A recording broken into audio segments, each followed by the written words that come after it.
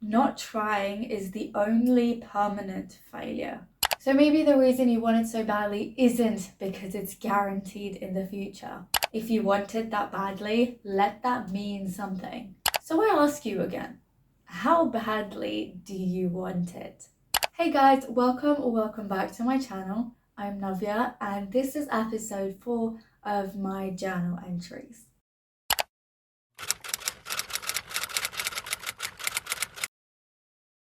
The reason you want it so bad is because you already have it in the future. This was a quote I read on Pinterest many years ago, but it stuck with me ever since. And if you're watching this video, you probably also have something that you want really bad. I think about mine all the time, and I genuinely cannot imagine myself being happy without it. That's how deeply I want it.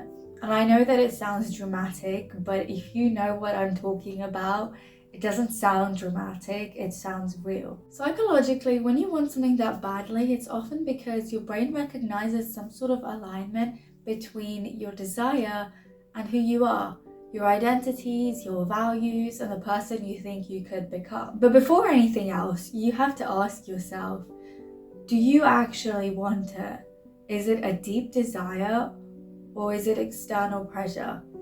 Do you actually want it or were you taught to want it? Because those two are very different things. Intense desire often comes with obsession, daydreaming, and emotional attachment.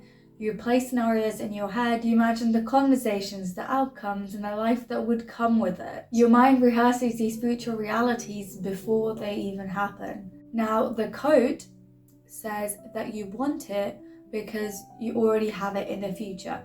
Now, I'm not sure if we're the best predictors of the future ourselves, but I do think you might want it so badly because some part of you believes that it's possible. There's an image of it in your head for a reason. You can see it. And if you can see it, that probably means it's not completely out of reach. And if you truly want it that badly, then what's stopping you? So why haven't you got it yet? Maybe you're in the process, or maybe you haven't even started. But from the top of my head, the reasons I can think of why people don't start are the fear of judgment, the fear of failure, and the fear that the reality won't live up to their dream. Notice how they're all fear. Fear of judgment. The idea that people can see you try and will judge you can be paralyzing. You might think they laugh, but realistically, they're too busy worrying about themselves. And the ones who judge the loudest are usually the ones who never had the courage to try. So do their opinions actually matter? Something I recently thought about was if you're worried about people judging you, then it's because you might be judging them yourself. You might be judging them for judging you, but they're human. So just let them judge and let them talk and do it anyway. If you keep waiting for approval, you'll be stuck forever. The next one is fear of failure. I once heard Simon Squibb say that failure isn't actually failing at your dream, it's failing to try. And how I think about it is if you try and refuse to give up, most goals just become a matter of time. It can happen in 2 years or 20 years.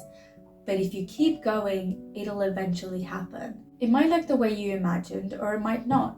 But if you quit now, you'll guarantee you'll never get there. Not trying is the only permanent failure. So I'll ask you again, how badly do you want it? Are you going to let fear of what people might think dictate your entire life? The relationship between you and your dream is personal. No one else has to live with the regret if you don't go for it. No one else wakes up in your body, in your mind, in your life.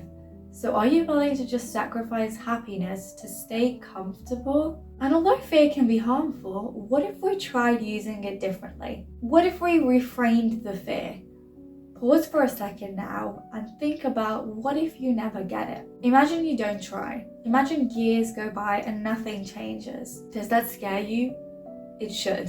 If you want it that badly, that thought should make you uncomfortable. That kind of fear can be clarifying instead of discouraging. There's fear that freezes you, fear of judgment and fear of failure, and then there's fear that pushes you, like the fear of never becoming who you could have been. Use that fear. Harness it, because avoiding starting only keeps you safe in fantasy. And sometimes the harsh truth is that we'd rather want it than pursue it, because wanting feels safer than risking. And then there's discipline. Let's say you've started, you're chasing it, but you're struggling to keep going. That's where discipline comes in. This is something I personally struggled with recently. I've had writer's block for about 2 weeks, and part of me wondered if I just stopped thinking deeply enough for words to flow out of me naturally the way they used to. It was hard to sit down and write, but I realized the only way through it was honesty. Journaling helped more than anything. Being brutally honest about what I was avoiding, what I was afraid of, and what I was telling myself. Most of the time when you write it out, your fears either sound irrational or you end up debating yourself into clarity. What's important to know is that motivation feels powerful, but it's emotional, while discipline is behavioral. Motivation is flaky, you can't rely on it. You can't wake up every day feeling inspired. So you need systems, habits. You need to sit down and do the right thing even when it doesn't feel magical. Revisit your vision, make a Pinterest board, close your eyes and imagine your dream life while listening to your favorite song. And if you think that's cringe, if your dreams feel embarrassing to you, then I ask you again, how badly do you want it?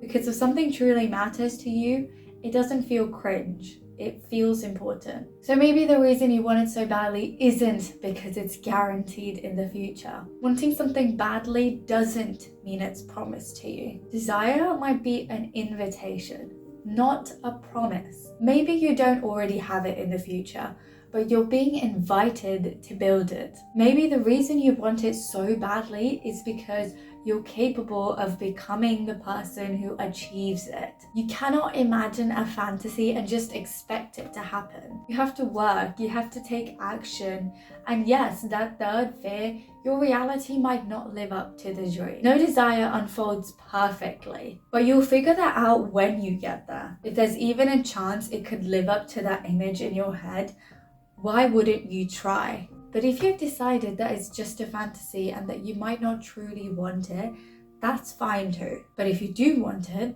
if the thought of never trying scares you more than failure, then maybe that's your answer.